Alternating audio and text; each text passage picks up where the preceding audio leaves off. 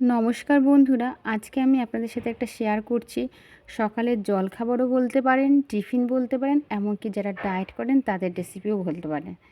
আর এই রেসিপিটা একদম সামান্য তেল, বলতে গেলে 1 চামচ তেলেই তৈরি হয়ে যায়। আর এটা আমি তৈরি করব একটা লাউ দিয়ে।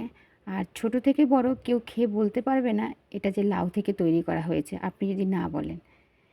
এখানে আমি একটা বড় সাইজের লাউর মাঝখান দিয়ে 400 গ্রাম মতো নিয়ে নিয়েছি। আর খোসাগুলো ঠিক এইভাবে ছাড়িয়ে নেব। আর খোসাগুলো এতটাই কচি ছিল যে আমি এগুলোকে ফেলে দেব না, পরের দিন এগুলো দিয়ে একটা রেসিপি তৈরি করে নেব। আর লাউর ঠিক মাঝখানের এই বীজের অংশটা এইভাবে কেটে বাদ দিতে হবে। আর যদি দেখেন এক ধরনের সরু সরু লাউ পাওয়া যায়, ওগুলো হলে আপনারা পুরোটাই ব্যবহার করতে পারেন। আর একটা গ্রেটারের যে সাইডটা বড় সাইড, ওই সাইডটা দিয়ে গ্রেট করতে হবে। বড় সাইডটা দিয়ে গ্রেট করলে লাউগুলো বেশ গোটা গোটা গোটা থাকলে এই রেসিপিটা খেতে খুব ভালো লাগে। আর ছোটো সাইডটা দিয়ে গ্রেট করলে পরে এই লাউগুলো একদম ম্যাশ হয়ে যাবে, একদম গলে যাবে, বোঝাই যাবে না যে এটা লাউ রেসিপি। এরপর আমি এর মধ্যে একটা দিয়ে দিচ্ছি একটা মিডিয়াম সাইজের পেঁয়াজ, একদম মিহি করে কুচিয়ে। আপনারা চাইলে এই পেঁয়াজটাকেও একটা গ্রেটার দিয়ে গ্রেট করে দিতে পারেন। এরপর এর মধ্যে দিয়ে দিলাম হাফ কাপ সুজি আর হাফ কাপ আটা। আমি প্রথমে এটুকু দিয়ে মেখে দেখব যে আমার আর লাগে নাকি।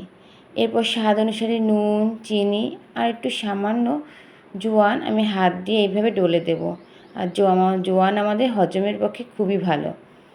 এর মধ্যে দিয়ে দিলাম কিছু কাঁচা লঙ্কা কুচি আর একটা সেদ্ধ আলু একটা গ্রেটার দিয়ে গ্রেট করে দেব। আমি আর এখানে কিচ্ছু দেব না। এরপর এখানে আমি হাফ কাপ আটা, হাফ কাপ সুজির জন্য আমি হাফ কাপ করে জল নিয়েছি। আর পরে আমার একটু সামান্য জল লেগেছিল। আপনারা জলটা একটু বুঝে শুনে দেবেন। আর আগে তো বলেই দিয়েছি, যদি খুব বেশি একটু পাতলা হয়ে যায় তাহলে এর মধ্যে একটু আটা মিশিয়ে নেবেন, তাহলেই ব্যালেন্স চলে আসবে। আর এই ব্যাটারটা খুব বেশি পাতলা হবে না, একটু ঘনত্বের ব্যাটার হবে। আমি আপনাদেরকে একটু দেখিয়ে দিচ্ছি। দেখুন, হাতার মধ্যে নিলে পরে একদম চট করে পড়েও যাবে না। এরপর আমি একটা তাওয়া নিয়ে নিচ্ছি ননস্টিকের। ওই তাওয়ার মধ্যে আমি 1 চামচ মতো একটু তেল দিচ্ছি। আর যারা ডায়েট করতে চান তারা হাফ চামচ তেল দিয়ে একটা টিস্যু পেপার দিয়ে মুছে নেবেন। তারপর এরকম হাতায় করে 1 হাতা করে একটু ব্যাটার দেবেন, দিয়ে একটা ঢাকনা দিয়ে ঢেকে দেবেন। আর ব্যাটার যখন দেবেন তখন একটুখানি ছড়িয়ে দেবেন এইভাবে। যেহেতু আমি একটু মুচমুচে রাখবো তার জন্য আমি 1 চামচ করেই তেল দিয়েছি। আর কিচ্ছু দেবো না, 2-3 মিনিট পরে আমি এগুলোকে এইভাবে উল্টে দেবো। লাউয়ের এই ছোটো ছোটো গোলারুটিগুলি খাওয়ার জন্য আমি একটা ডিপ বানিয়েছিলাম, সেটাও আমি আপনাদের সাথে শেয়ার করছি। আর এগুলো শুধু শুধু খেতেও খুব ভালো লাগে। ধনেপাতার চাটনি দিয়েও খেতে পারেন বা টমেটো কেচাপ দিয়েও খেতে পারেন।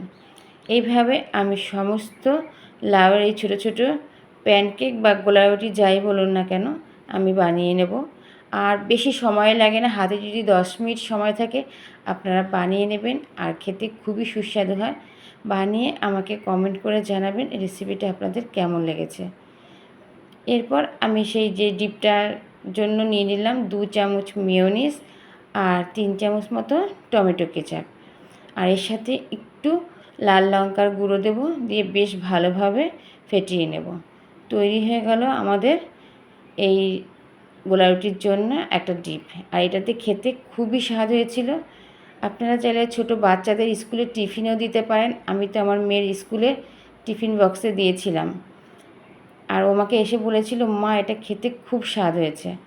সকালে ব্রেকফাস্ট বলুন, সন্ধ্যাবেলার জলখাবারে বা রাতের ডিনারেও বানাতে পারেন। এরকম নিত্য নতুন রেসিপি চাইলে আমার চ্যানেলটাকে প্লিজ সাবস্ক্রাইব করে রাখবেন। আবার দেখা হবে নতুন কোনো রেসিপির সাথে।